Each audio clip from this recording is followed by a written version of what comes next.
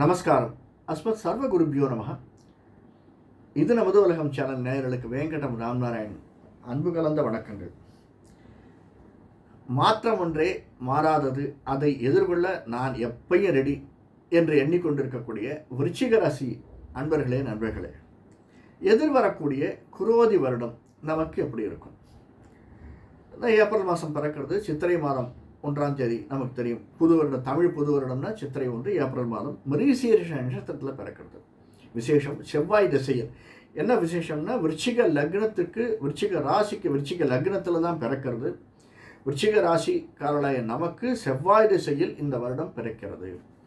அந்த செவ்வாய் நமக்கு 1, 2, 3, 4ஆம் இடத்தில் சனியோடு இருக்கிறார். 5இல் ராகு, புதன், சுக்கிரன், 6இலே சூரியன், குரு. 6இலே இருந்த குரு 7இலே வருகிறார். குரு பயிற்சி நடக்கப் போகிறது. 8இலே சந்திரன், 11இலே லாபஸ்தானத்திலே ஞானமோட்சக்காரனுடைய கேது புதனுடைய வீட்டிலே. இப்படி இருந்து இந்த வருடம் ஆரம்பிக்கிறது. நாம் இந்த வருடத்தை கணக்கில் கொள்ள விசாகம், அனுஷம், கேட்டை நட்சத்திரக்காரர்களாகிய நமக்கு இந்த 3மே இருக்கு இல்லையா மெயினாக. அதுலேயும் அனுஷம், கேட்டை 4 8 பாதங்களும் இங்கேயே இருக்குது. நமக்கு எப்படி இருக்கும்? அது மட்டுமல்ல, முக்கியமாக நம்ம கன்சிடர் பண்ண வேண்டியது, அடுத்த 15 நாள்லேயே குரு மேஷத்திலிருந்து ரிஷபத்துக்கு வரார். ஸ்ட்ரைட்டாக நம்முடைய 7ஆம் பார்வையாக நம்முடைய வீட்டை பார்க்கிறார், விருச்சிகத்தை பார்க்கிறார். அது ஒரு பெரிய, அது மட்டுமல்ல, 5ஆம் பார்வையாக லாபஸ்தானத்தை 11ஆம் இடத்தையும் பார்க்கிறார். ஸோ குரு பயிற்சியும் இந்த புது வருடமும் நமக்கு எப்படி இருக்கும் என்பதை பார்க்கலாம். ஒரு வருடம் ஆனந்தமாக இருக்கக்கூடியதாகத்தான் அமைந்திருக்கிறது. அடுத்த ஒரு வருடம் முழுவதுமாக ஆனந்தை தரக்கூடியதாகத்தான் அமைந்திருக்கிறது. அதை நாம் எப்படி எடுத்துக்கிறோங்கிறது தான் முக்கியம். நல்லதும் வரும், கெட்டதும் வரும், ஏற்றமும் வரும், தாழ்வும் வரும். ஆனால் நாம் அதை எப்படி எடுத்துக்கொள்கிறோம்? 2ஐயும் சமமாக வாய்க்கிறோமா? இல்லை நமக்கு ஒரு 10,000 ரூபா திடீர்னு கையில் வந்த உடனே துள்ளி குதிக்கிறோமா? இல்லை ஒரு 500 ரூபா அதிகமாக செலவழிஞ்சு எடுத்து அப்படின்னு உடனே ரொம்ப டவுன் ஆகிடுறோமா? அப்படிங்கிறது நாம் எடுத்துக்கொள்ளக்கூடிய மனப்பக்குவத்தில் தான் அமைந்திருக்கிறது. அது நிச்சயமாக.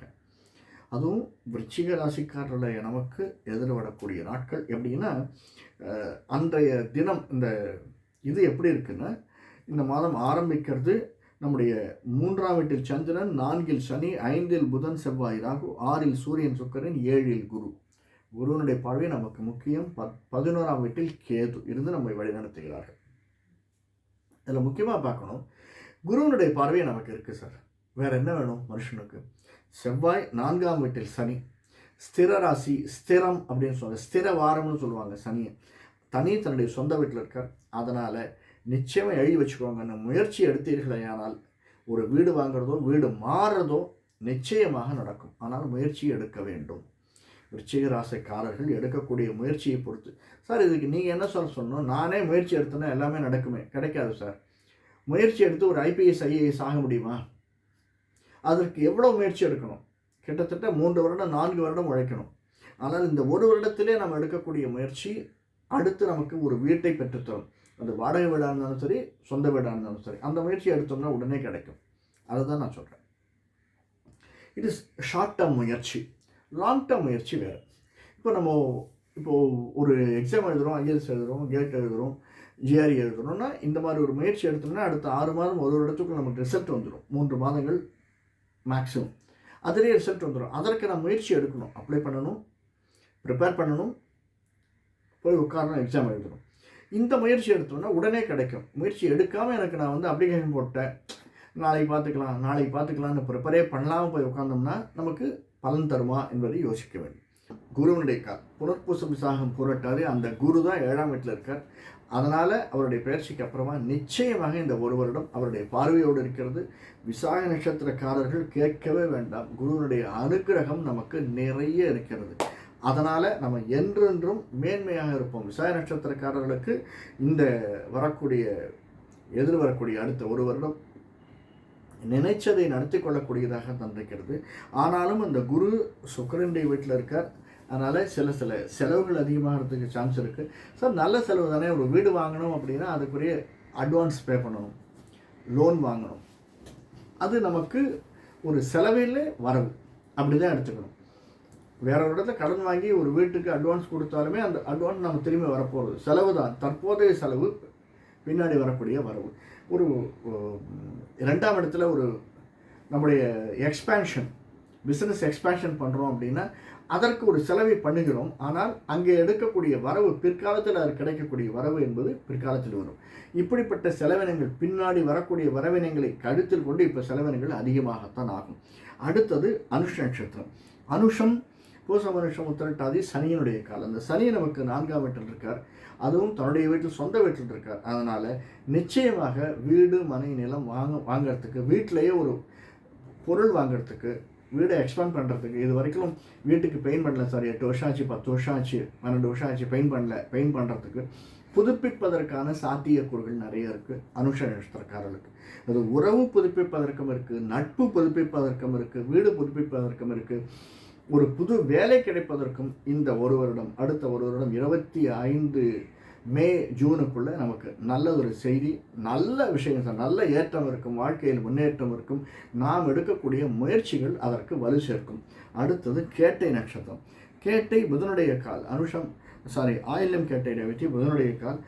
அந்த புதனுடைய கால் தான் குரு பயிற்சியும் போது ரேவதி நட்சத்திரம் தான் புதன் இருக்கார், ராகுவும் அதில் தான் தற்போது இருக்கிறார்.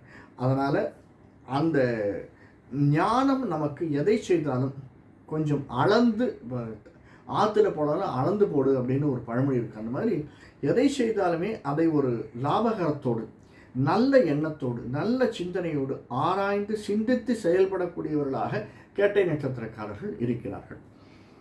அதனால் அவர்கள் எதிர்கொள்ளக்கூடியதும் நிச்சயமாக ஒரு தவிர்க்கிறதுக்கு நிறைய செலவினங்களை தவிர்ப்பதற்கும், வரக்கூடிய நம்முடைய இழப்பை சரிகள் செய்து கொள்வதற்கும் அவர்களுக்கு ஞானம் கொஞ்சம் கூட தரக்கூடியதாக அடுத்த ஒரு வருடம் அமைந்திருக்கிறது கேட்டை நட்சத்திரக்காரர்கள். என குருனுடைய பார்வை இருக்குது, சுக்கிரன் அங்கே வரும்போதும், புதனுடைய பார்வை 7ஆம் பார்வை நமக்கு படும்போதும், புதன் சூரியனோடு சம்பந்தப்பட்டிருக்கும் போதும் இந்த மாதிரி விஷயங்கள் நமக்கு நடப்பதற்கு சாத்தியக்கூறுகள் அதிகமாக இருக்கின்றன.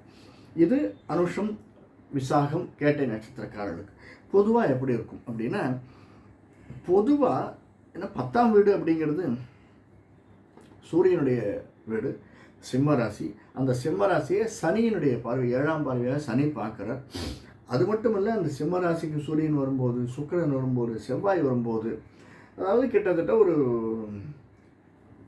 April, May, June, July, August, September, October, November, இந்த 4 மாதங்கள், நவம்பரை விட்டுருங்க, இந்த 4 மாதங்கள் நல்லதொரு நமக்கு ப்ளசண்ட்டாக இருக்கும் சார்.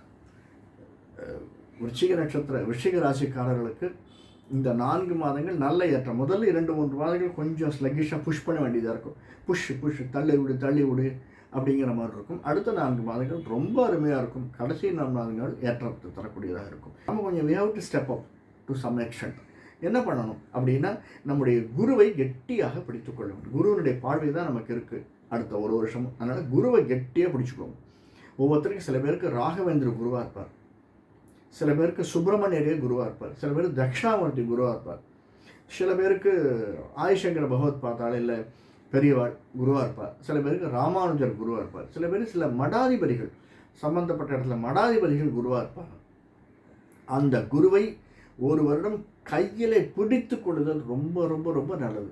அது எப்படி சார் அப்படின்னா, ஒரு உதாரணம் சொல்கிறேன். இப்போ நம்ம ஒரு கார்பரேட்டில் வேலை செய்கிறோம், அல்லது ஒரு அரசியல் கட்சியில் இருக்கோம், அல்லது ஒரு கவர்மெண்ட் ஆஃபீஸில் இருக்கும். நம்மளுக்கு எவனா ஒருத்தன் சரி இவன் பார்த்தா நல்லா பண்ணுறான்பா அப்படின்னு சொல்லிட்டு போகிறவன், அல்லது நம்மளை கண்டு புகழ்வது, அல்லது நம்முடைய ஈக்குவேஷன் மேலே இருக்கிற அதிகாரிகளுக்கு நமக்கு இருந்ததுன்னா அவங்கள உதாசீனப்படுத்தாத கெட்டியாக பிடிச்சிக்கிறது இல்லையா. நமக்கு யாராவது இப்போ ஒரு டிரான்ஸ்ஃபர் கிடைக்கணும்னா ஒரு 2-3 அரசியல்வாதி பார்க்கச்சேவே நமக்கு தெரியும், இவர் கொஞ்சம் லீனியண்ட்டாக இருக்கார், இவர்கிட்ட கிடைச்சிரும்.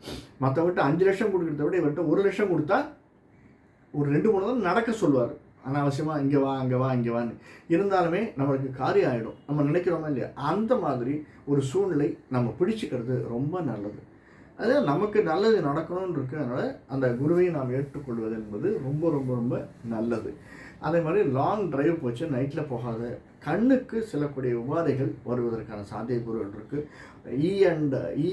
ஐ இந்த இயர், த்ரோட்டு, நோஸு, மூக்கு, ஐ இப்படி சொல்கிறாங்க, அந்த உபாதைகள் சேர்ந்து வருவதற்கு, சில பேருக்கு கண்ணாடி மாற்றுவதற்கான சாத்தியக்கூறுகள் அதிகமாக இருக்குது.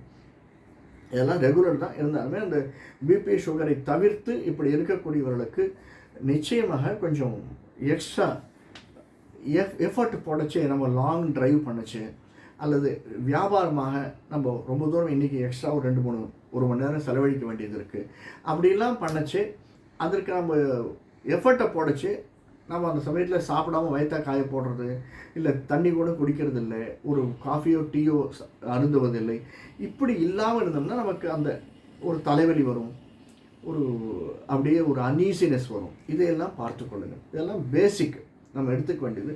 எஸ்பெஷலி விருச்சிக ராசிக்காரர்களுக்கு கொஞ்சம் நம்முடைய உடம்பை, தேகத்தை நாம் பார்த்து கணித்து அதன் மூலியமாக நடந்து கொள்வது என்பது மிகவும் மேன்மையை தரக்கூடியதாக அமைந்திருக்கிறது. அடுத்தது 5ஆம் வீடு நமக்கு ராகு இருக்கிறது, மீன ராசி. அதனால் நல்ல ஒரு திரைத்துறையில் இருப்பவர்களுக்கு நல்ல ஏற்றம் இருக்கும் சார். நல்ல பணம் புரளக்கூடியதாக இந்த ஒரு வருடம் அடுத்து வரக்கூடியது அமைந்திருக்கு. ஒரு பயிற்சியே நமக்கு நல்லா இருக்குது. அதனால் திரைத்துறையில் இருப்பது சின்ன திரையாக இருக்கலாம், பெரிய திரையாக இருக்கலாம், நல்லதொரு ஏற்றத்தை தரக்கூடியதாக அமைந்திருக்கிறது, சந்தேகமே பட வேண்டாம். ஆனால் நம்ம கொஞ்சம் உழைப்பு அதிகமாக போடணும். நான் இது 2-3 ராசிக்கு சொல்லியிருக்கேன் உழைப்பு அதிகமாக போடணும்னு. இந்த ராசிக்காரர்கள் நீங்கள் போடணும் இல்லை, அவங்களே உழைப்பை வாங்கிடுவாங்க. சரி, இந்த வாரம் கொஞ்சம் இந்த வாரம் நம்ம வெளில போகணும், அடுத்த வாரம் நம்ம பிளான் பண்ணிருக்கோம் இல்லையா, ஊட்டி போகணும், கொடைக்கானல் போகணும் அப்படின்ட்டு, அதுக்கு ஒரு எக்ஸ்ட்ரா இந்த வாரம் ஒரு 2 மணி நேரம் எக்ஸ்ட்ரா உழைச்சோம்னா நமக்கு ஈஸியாக அடுத்த வாரம் வரக்கூடிய செலவை சம்மந்தப்படுத்தலாம், ஈக்குவல் பண்ணிடலாம் அப்படின்னு நம்ம எக்ஸ்ட்ரா எஃபெக்ட் போடக்கிறதுக்கு சாத்தியக்கூறுகள் இருக்குது. சில எதிர்பாராத இடத்துலேருந்து நமக்கு ஒரு இன்ஃபர்மேஷன் வரைச்சி அதை லிசன் பண்ணுவோம், காது கொடுத்து கேளுங்க. நல்லது இருக்கலாம், கெட்டது இருக்கலாம், நம்ம எடுத்துக்கலாம், எடுத்துக்காமல் போகலாம். அதுக்காக கேட்காம விடுறது என்பது நல்லதல்ல. அதை கேட்பது நமக்கு மேன்மையை தரக்கூடியதாக அமைஞ்சிருக்கிறது. இது விருச்சிக ராசிக்காரர்களுக்கு நான் சொன்னேன், என்ன செய்யணும்னு சொன்னேன், என்ன செய்யக்கூடாதுன்னு சொன்னேன். இதை தவிர இந்த ரியல் எஸ்டேட் பார்த்துட்டோம், டூரிசம் பார்த்துட்டோம், விவசாயம், சினிமா, கன்ஸ்ட்ரக்ஷன், ரிலிஜியஸ், அரசியல், ஆன்மீகம், இந்த 2 துறையில் இருக்கக்கூடிய விருச்சிக ராசிக்காரர்களுக்கு அடுத்த ஒரு வருடம் நல்லா இருக்கும் சார். ஏற்றத்தை தரக்கூடியதாக இருக்கும். நீங்கள் அரசியலில் இருந்தாலும் சரி, ஆன்மீகத்தில் இருந்தாலும் சரி, நிச்சயமாக அதை கொஞ்சம் யூட்டிலைஸ் பண்ணிக்கணும். அப்படின்னு யூட்டிலைஸ் பண்ணிங்கன்னா, கொஞ்சம் புத்தியை யூஸ் பண்ணி யூட்டிலைஸ் பண்ணிட்டோம்னா நமக்கு இந்த ஒரு வருடம் நல்ல பணப்புழக்கமும் சரி, நம்ம கொஞ்சம் எக்ஸ்ட்ரா எஃபர்ட் போடுறதுக்கு நல்ல லாபம் கிடைக்கக்கூடியதாகவும் நமக்கு அமைந்திருக்கிறது. ரொம்ப நல்லா இருக்குது இந்த ஒரு வருடம். அடுத்த ஏப்ரல், மே 25 வரைக்கும் வரக்கூடிய நாட்கள் விருச்சிக ராசிக்காரர்களாக நமக்கு நல்ல ஒரு ஏற்றத்தையும் மாற்றத்தையும் தரக்கூடியதாக அமைந்திருக்கிறது. நன்றி, வணக்கம். நன்றி. இந்த காணொலி பிடிச்சிருந்தேன்னா லைக் பண்ணுங்கள், சப்ஸ்கிரைப் பண்ணலாம் சப்ஸ்கிரைப் பண்ணுங்கள், ஷேர் பண்ணுங்கள். வணக்கம்.